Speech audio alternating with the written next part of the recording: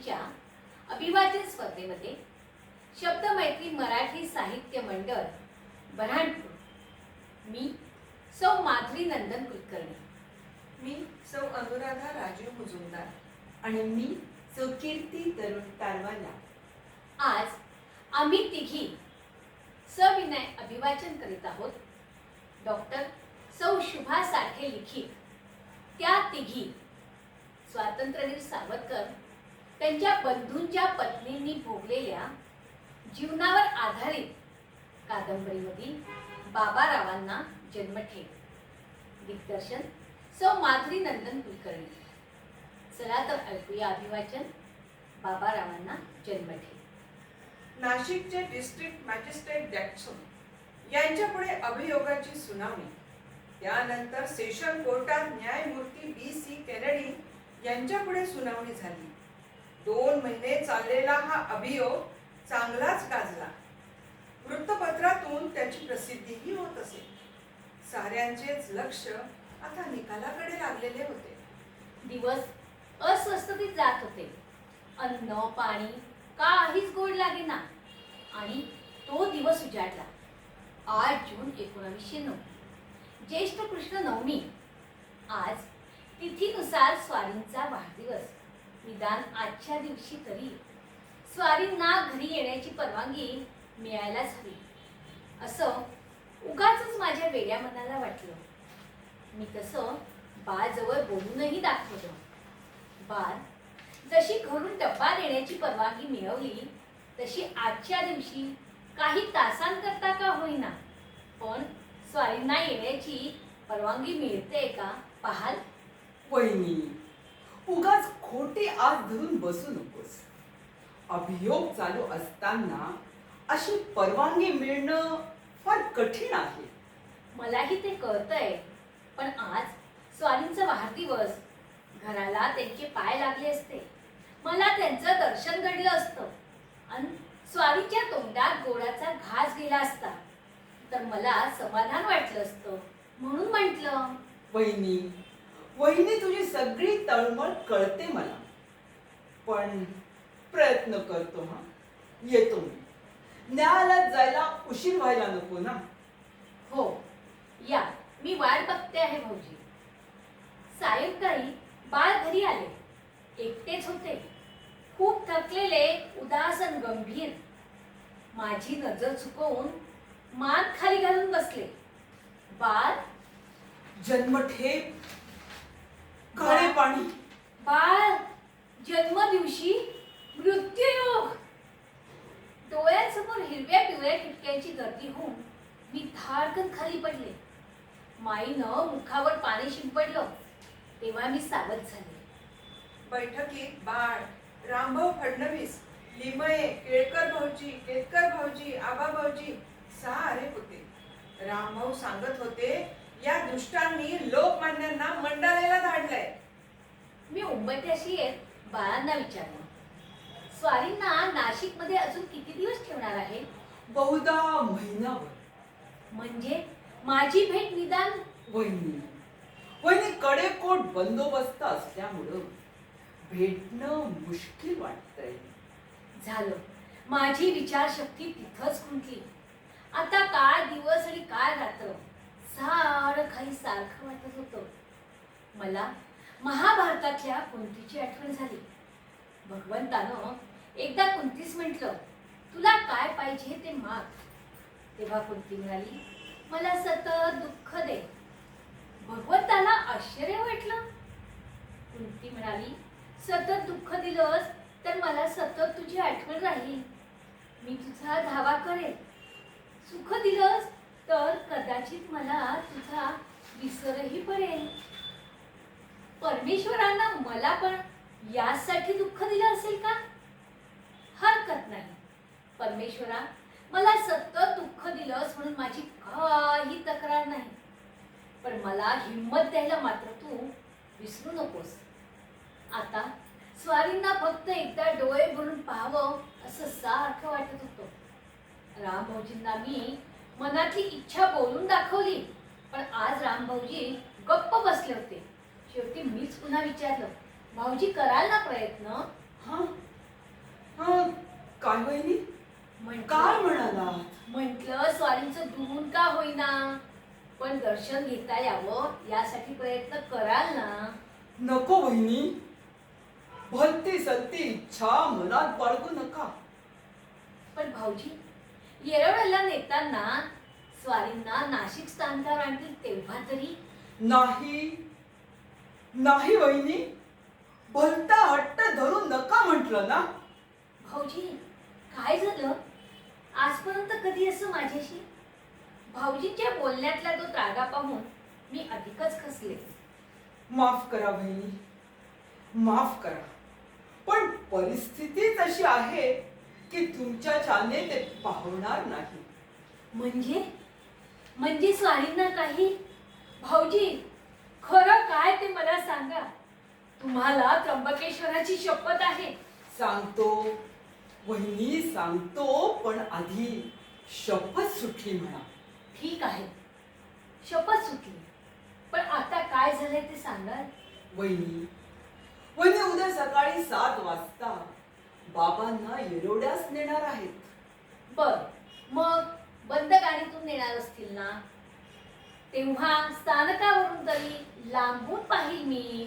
नाही बहिणी नाही, तेच सांगण्याचा प्रयत्न करतोय मी, पण कसं सांगू तेच कळत नाहीये. सांगा भाऊजी, सांगा. जीवाची अगदी कान करून ऐकते. सांगा लवकर. वहिनी वहिनी, बाबांची धिंड धिंड काढण्याचा आदेश निघालाय. काय? धिंड? मस्तकावर वज्रघात व्हावा तसं मला झालं. खूप मोठ्यानं गळा काढून रडावंसं वाटलं. लक्ष्मी, स्वारीचा असा काय गुन्हा होता ग? का परमेश्वराने माझ्या नशिबात हे भोग लिहिले? एखाद्याच्या सहनशक्तीची परीक्षा पाहिजे, ती तरी किती.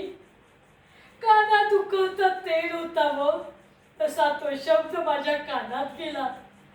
जवळ माई होती, तिच्याच कुशीत शिरून मी ओक्सा भोग शिरू लागले. माईंनी राम भाऊजींना विचारले, भाऊजी, पण ही भयंकर शिक्षा का? यापुढे कोणी देशविरोधी कारवाया करू नयेत म्हणून, नागरिकांना धाक वाटावा म्हणून. म्हणून म्हणून हा असला जीव घेणा प्रकार? काय करावं, काय करावं कुणाला काही सुचत नव्हतं. माईनी स्वतःलाही सावरलं आणि मलाही सावरण्याचा खूप प्रयत्न केला.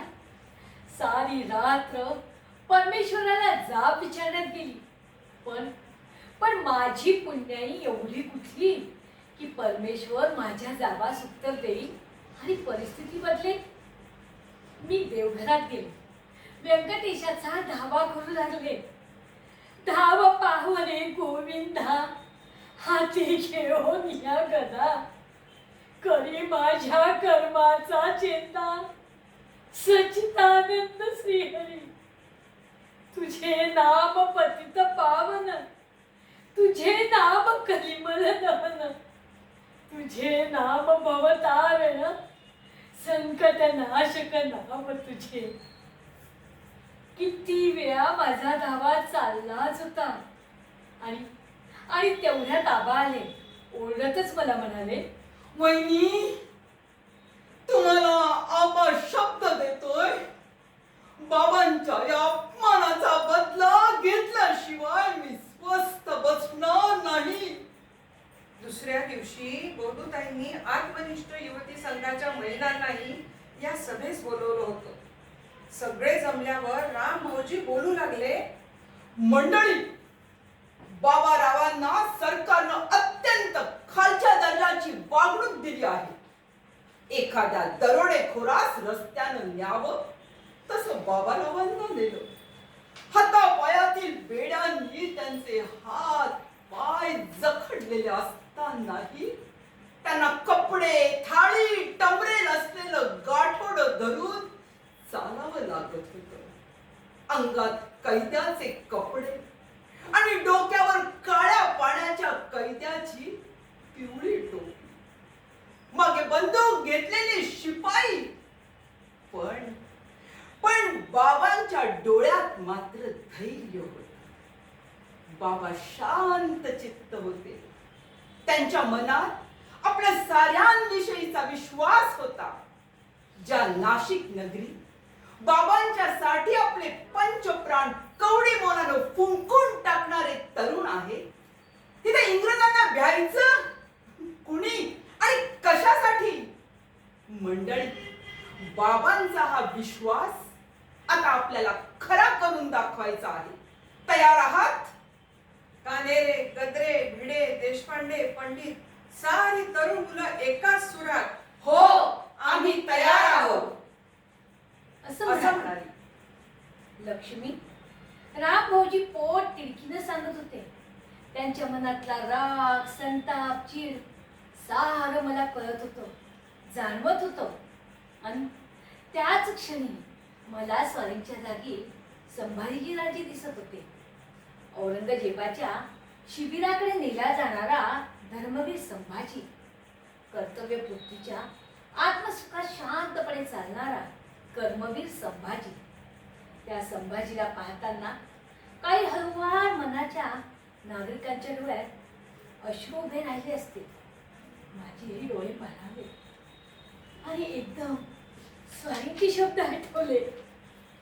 यापुढे तुझ्या डोळ्यात असे अश्रू दिसता कामा नये. मी झटकन माझे डोळे पुसले आणि खंबीरपणे राम भाऊजींना म्हटलं, भाऊजी, तुमचं बरोबर आहे. आता स्वारींचं राहिलेलं कार्य आपणासच पूर्ण करायला हवं. आम्ही आत्मनिष्ठ युवती संघाच्या महिला यामध्ये सहभागी होऊ. त्या दिवसाची सभा आटोपली. घरात येऊन मी आणि माईनं सगळं घर आवरलं. आबाभाऊजीही मदतीला आले आणि काही आक्षेपार्ह कागदपत्रेही नष्ट केली. घरात काही बॉम्ब होते. ते कुठे ठेवावे म्हणजे सुरक्षित राहतील? ते बॉम्ब नाशिकात ठेवूच नका, दुसरीकडे पाठवू. पण कुठे? कोण जोखीम पत्करणार?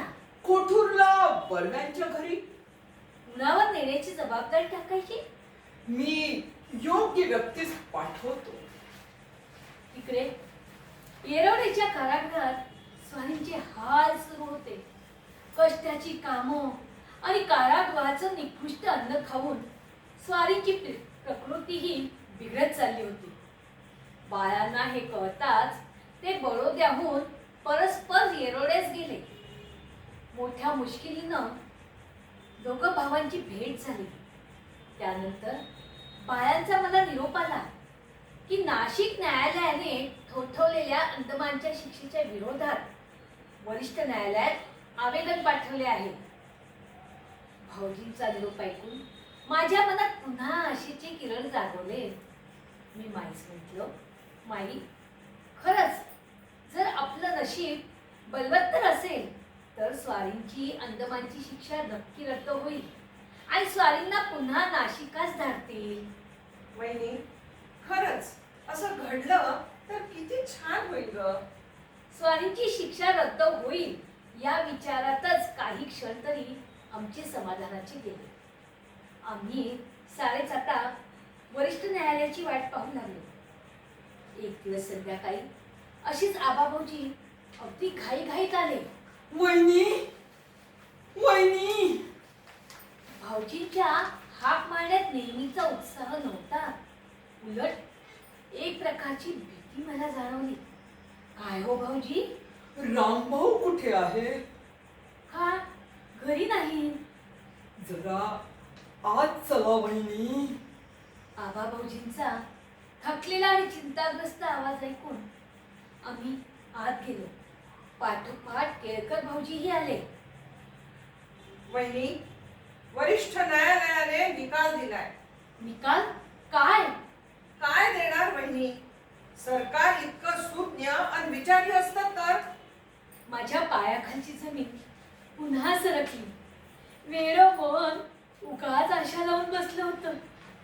बाबारावांना जन्मठेप, अंदमान.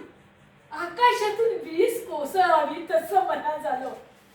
आबा म्हणाले, वहिनी, वहिनी तेच सांगायला आलोय.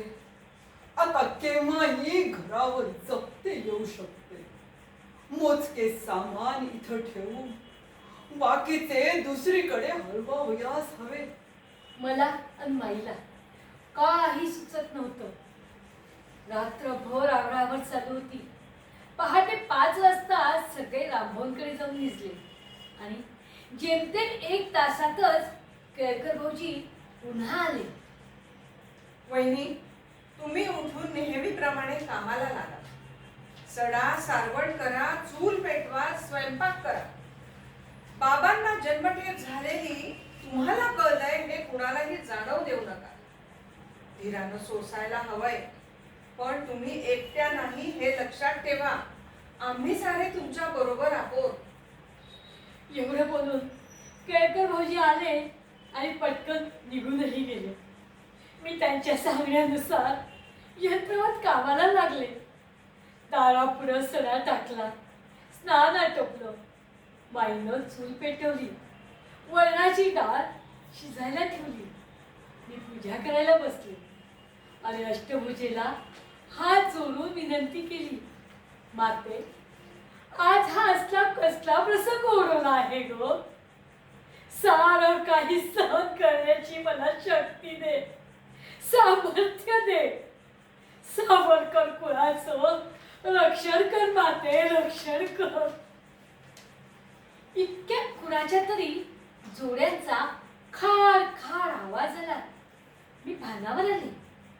पाहते तो समोर तांगणात देव पाण्यात काढून ठेवलेले. मी कुठं आहे हेच मला क्षणभर उमजलं नाही आणि आबा भाऊजींची हाक आली. वहिनी, वहिनी, काय हवंय भाऊजी तुम्हाला? मी पूजेला बसली आहे. तितक्यात आबा घरात शिरलेच आणि ओढून कुणाला तरी म्हणाले, थांबा, थांबा म्हटले ना. ओढ आलं असावं ते मला कळलं, पण देवासमोरून उठून बाहेर जाण्याचं त्राणच माझ्यात नव्हतं. मी तशीच बसून राहिली. त्या राक्षसांना अडवत आबाच म्हणाले, थांबा, तुम्हाला असं एकदम घरात शिरता येणार नाही. आमच्या वहिनींच्या पद्धतीप्रमाणे आधी तुमची झडती घेऊ द्या आणि झडतीचे कागदही दाखवा. आज आम्ही झडती आणि जप्तीसाठी आलोय. माई बिचारी भेदरलेल्या कोकरासारखी माझ्याजवळ आली. मी देवघरातूनच बसल्या जागेवरूनच कडाडले, जप्ती आणि ती का म्हणून? झडती घ्या, चालायला लागा. सरकारी हुकमात छळाढळ करू नका. पायातल्या बुटांसकट ती सारी जनावरं घरात शिरली आणि घरातल्या सगळ्या वस्तू त्यांनी विस्कटून टाकल्या. अगदी अंथरूण, पांघरूण, धान्यांच्या कणग्या सगळं सगळं उलट पालट केलं. एवढं करून समाधान झालं नाही म्हणून 2 राक्षस पायातल्या जोड्यांसकट देवघरात शिरले. तशी मी त्यांच्या मागे धावले. थांबा, थांबा, देवघरात पाऊल टाकाल तर याद राखा. बाई, आमच्या कामात अडथळा आणू नका. अरे पण माझा बाळकृष्ण, शालिग्राम, अरे अष्टभुजा, अरे गेल्या 7 पिढ्यांपासूनचे आमचे हे देव. काय भलं केलं या देवांनी तुमचं. चला उचला रे. असं म्हणून एका शिपायानं दुसऱ्याला पूजेसाठी मी तांबणात काढलेले देव उचलायला सांगितले. पण त्यानं तांबणाला पटकन हात लावला नाही, कारण तो मराठी माणूस इंग्रजांची चाकरी करत होता. तो नुसता उभा आहे हे पाहून मीच तटकन पुढे झाले आणि त्याच्या समोर हात आडवा करून उभे राहिले आणि म्हटलं, खबरदार, खबरदार, माझ्या देवांना तुमच्या पापी हाताने स्पर्श कराल तर. पण तितक्यात त्या दुसऱ्या राक्षसाने तांबणातले सगळे देव फरशीवर ओतले आणि चांदीचं तांबण आपल्या पोत्यात टाकलं. फरशीवर टाकलेल्या देवामधून शालिग्राम त्याने उचलला आणि दगड समजून लाथेनं तुडवला. संतापाची लाट माझ्या मस्तकात गेली. तितक्यात त्या मराठी शिपायानं तो हळूच उचलला आणि माझ्या हातात येऊ लागला. पण गोऱ्या शिपायानं ते पाहिलं आणि त्या मराठी शिपायाच्या पायावर काठीचा वार करत म्हणाला, फेंक दो वो पत्थर, वरना तुम्हें भी जेल के अंदर भेज दूंगा. साहेब, तो फक्त दगड नाही आमचा, देव आहे देव. उससे जवान लड़ाता है. असं म्हणून त्या गोऱ्या शिपायानं त्याच्या हातातला शालिग्राम खाली फेकला आणि जोऱ्यात सगट पाय देऊन तो पुढे निघून गेला.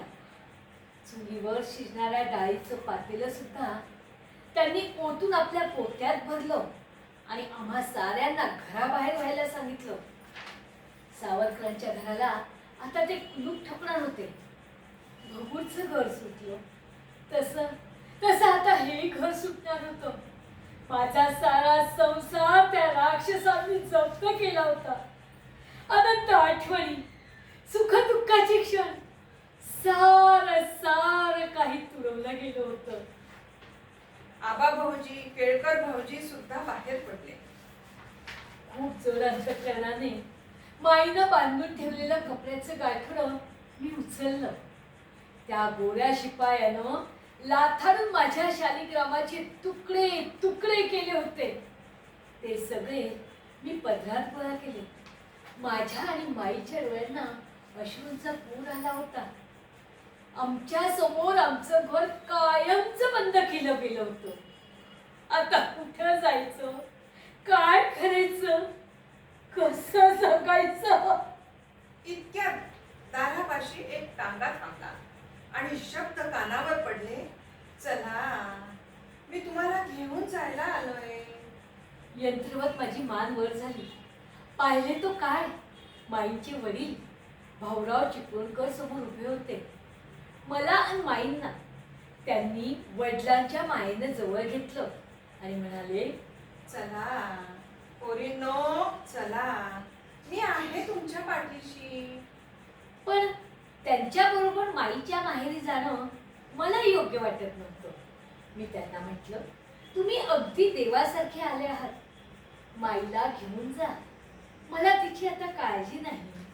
बाई, तुम्ही पण चला ना, मी तुम्हाला एकटीला टाकून नाही हो जायची. माईचा जीव तुटत होता माझ्यासाठी. पण मी माईला म्हटलं, मला तुझी काळजी समजते, पण पण मी नाही येऊ शकत.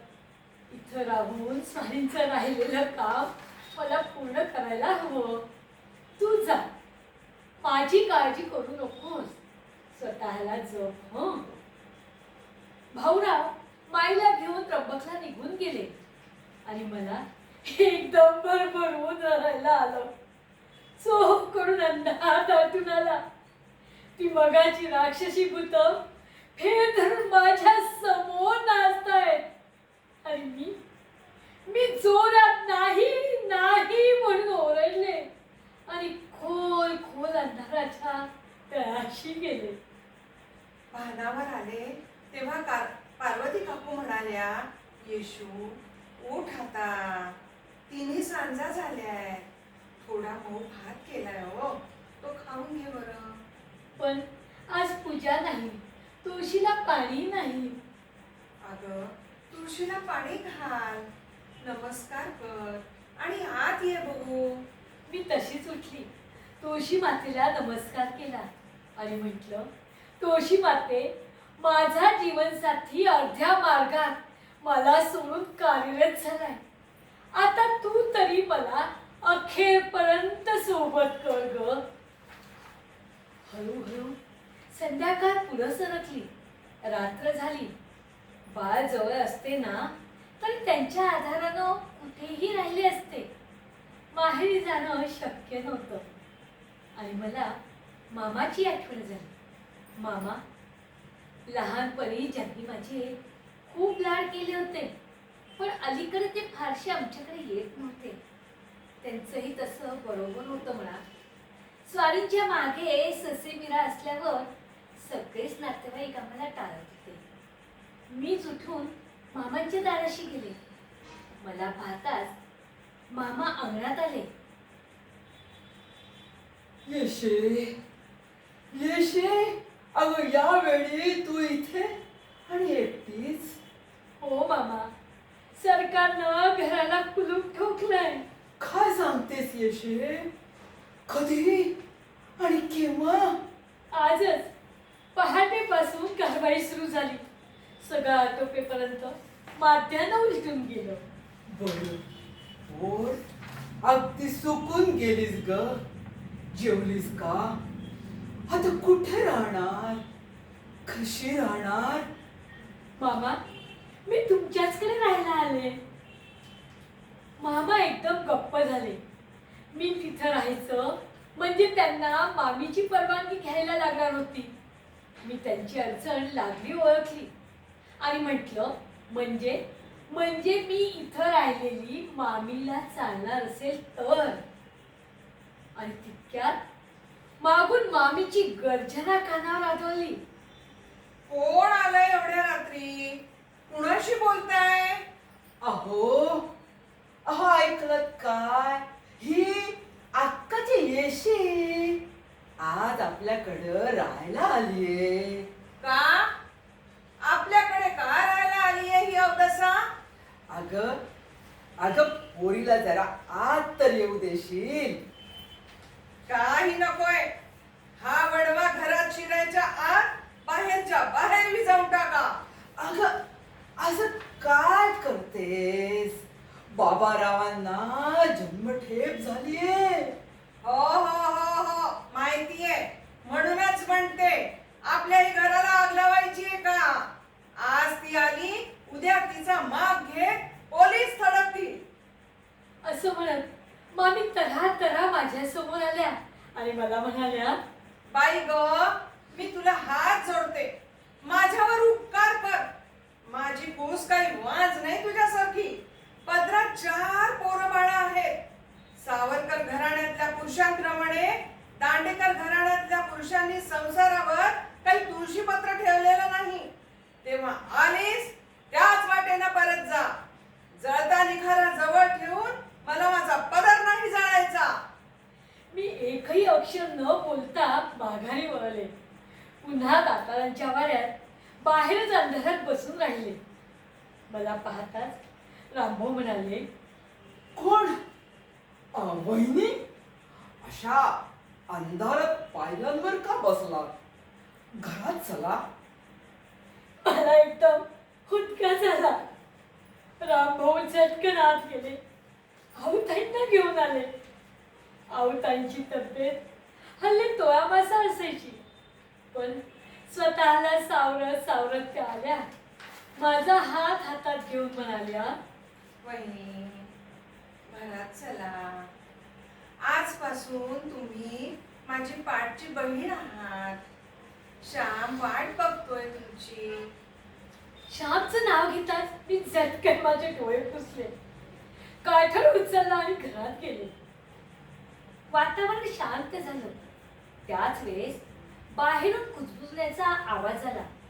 आबा, रामभाऊ आणि केळकर भाऊजी काहीतरी गुप्त मसलत सुरू होती. कर्णावती, बॉम्ब असे काहीशे शब्द माझ्या कानावर आले. पण श्यामला अंगाई म्हणून निजवण्याच्या नादात मी तिकडं लक्ष दिलं नाही. आणि एक दिवस ध्यानी मनी नसताना अचानक दातार भाऊजींच्या दारात गोरे राक्षस हजर झाले. माझ्याबद्दल चौकशी करू लागले. रामभाऊंनी त्यांना बाहेरच थपवून धरलं. कशासाठी आलेत? चौकशीसाठी. आता कशाची आणि कुणाची चौकशी? नारायणराव सावरकरांची. ते ते शिक्षणासाठी परप्रांतात गेले.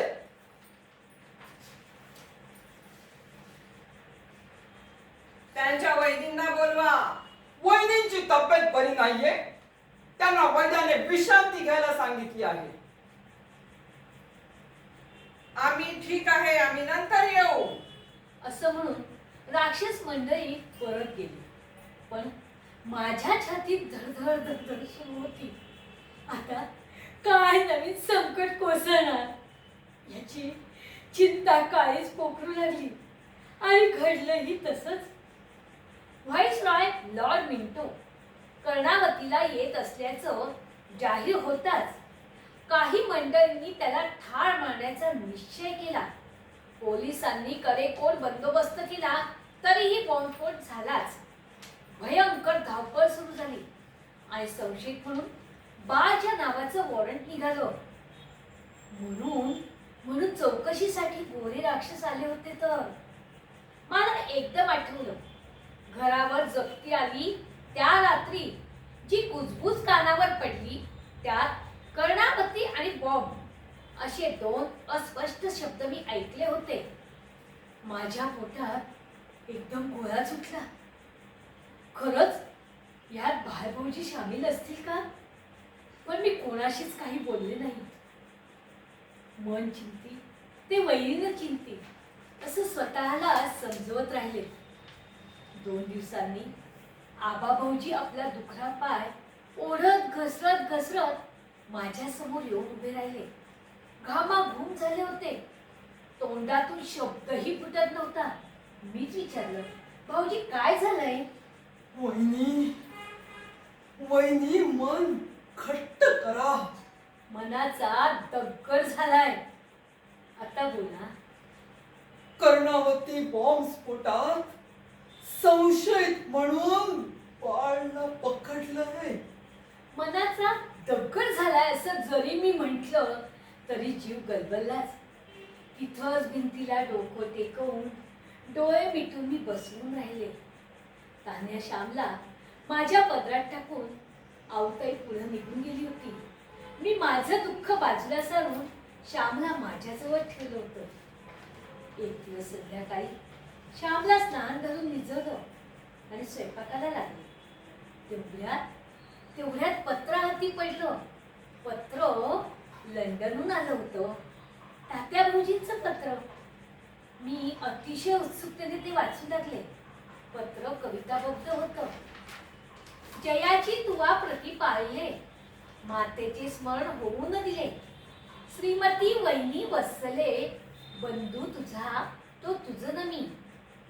धन्य धन्य आपला वंश, सुनिश्चये ईश्वरी अंश. की रामसेवा पुण्यलेश, आपुल्या भाग्य लाभला. केवढं शहाणपण आलं होतं भाऊजींना. केवढीही अलिप्तता आणि केवढीही समर्पण वृत्ती. माझं सौभाग्य मी यज्ञस्थलीवरती फेकून दिलं होतं. हृदय कापून राम चरणावर वाहिलं. सर्वस्वावर तुळशी पत्र ठेवलं. भरल्या संसाराची माती झाली. पण तरीही मी जिवंत आहे, जगते आहे. आणि म्हणून कदाचित भाऊजींनी लिहिलं, तू धैर्याची असशी मूर्ती, माझे वहिनी माझी स्फूर्ती. तू धैर्याची असशी मूर्ती, माझे वहिनी माझी स्फूर्ती. रामसेवा व्रताची पूर्ती, ब्रीद तुझे आधीच. रामसेवा व्रताची पूर्ती, ब्रीद तुझे आधीच. मी पुन्हा पुन्हा पुन्हा पुन्हा ते पत्र वाचलं आणि नव्यानं माझ्या मनाला सोसण्याचं बळ प्राप्त झालं.